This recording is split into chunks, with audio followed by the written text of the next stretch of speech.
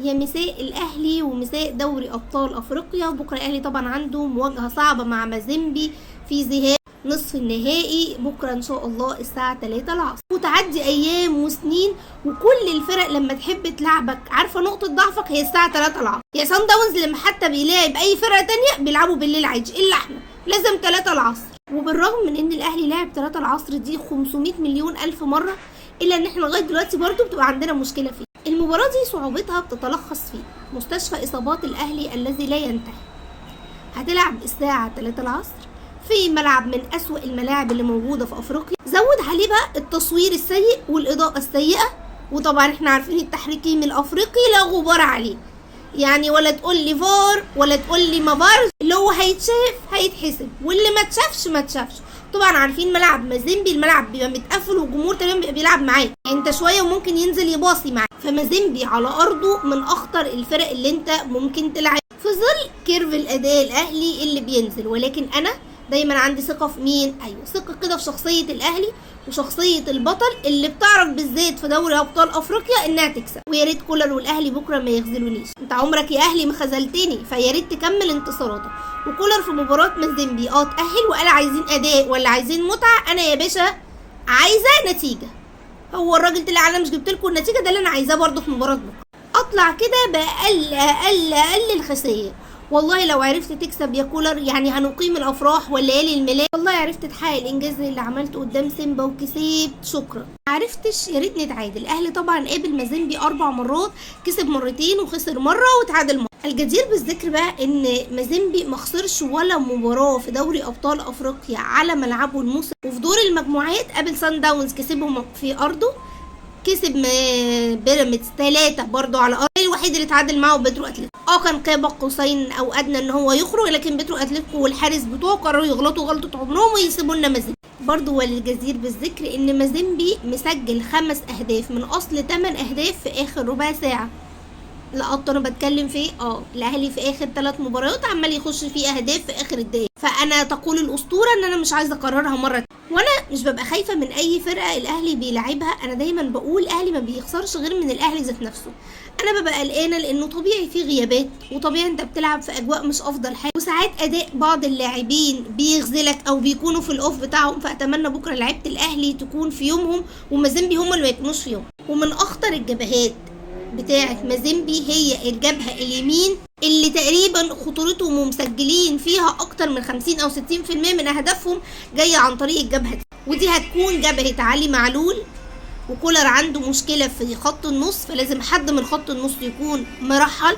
وسواء هتلعب برضا سليم او طاهر محمد طاهر لازم يرجعوا يعملوا مسانده دفاعيه مع علي معلول، مع كمان حد من خط النص. سريعا كده عشان ما اخشش معاكم في تفاصيل كتير، هما مازيمبي خطورتهم كلها فين؟ خطورتهم في السرعات، المرتدات كمان عندهم خطر قوي. انت لو بصيت على الهدف الثالث اللي جابوه بيراميدز، بيراميدز كان خلاص كله بيهاجم عشان يحاول يعدل النتيجه ويجيب جون خارج الديار، فهم استغلوا. بص السرعه اللي قطعوا بيها الكوره وقدروا ان هم يسجلوا بيها الهدف. واتكررت كمان في بيترو اتلتيكو في غلطه كبيره من الحارس، بس هم برضو عندهم سرعات وبيقطعوا في العمق والاطراف بشكل كبير، فلازم الاهلي ياخد باله منه. هما بيحبوا يلعبوا الكوره الطوليه على حد من الاجنحه او بيلعبوا في العمق، لعب مباشر وسهل وبسيط ما فيهوش فزلكه كبيره، ولكن هو في نفس الوقت لعب بيكون خطير جدا، بالاخص من ناحيه ابراهيم كيتا اللي بيتحرك في انصاف المساحات هو كمان، والوينج اللي بيكون قدام. معرفناش نلعب على الاطراف، لا انا ممكن اخش واعمل الدريبلينج واخترق زي الهدف اللي شفناه بس مع بيراميدز اللي هو رقص الاول والتاني وخده، وبعدين لعب لنقطه خطورتهم بقى الكبيره قوي وهي العرضيات.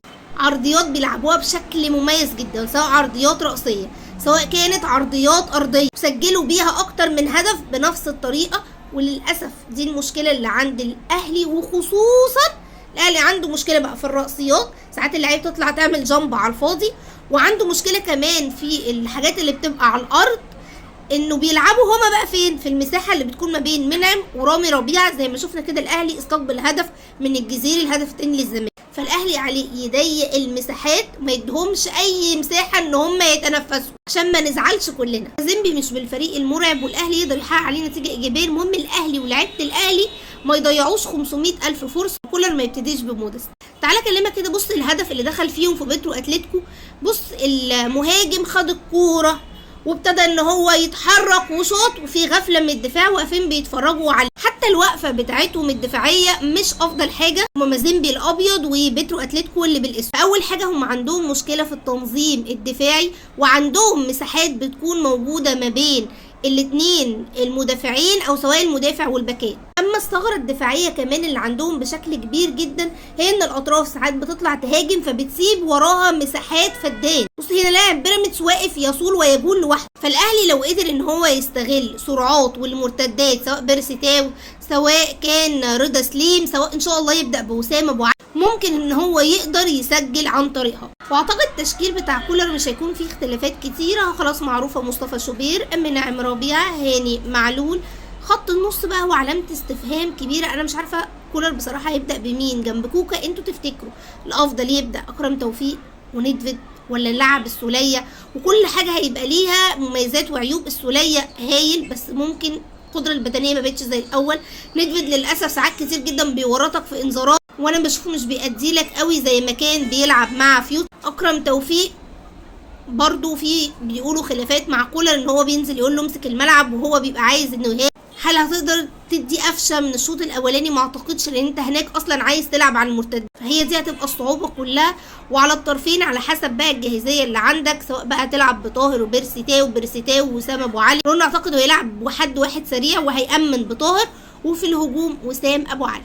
العب بكهرباء، المهم متلعبش بموتس. توقعاتكم بقى ان شاء الله المباراه دي هتنتهي كام؟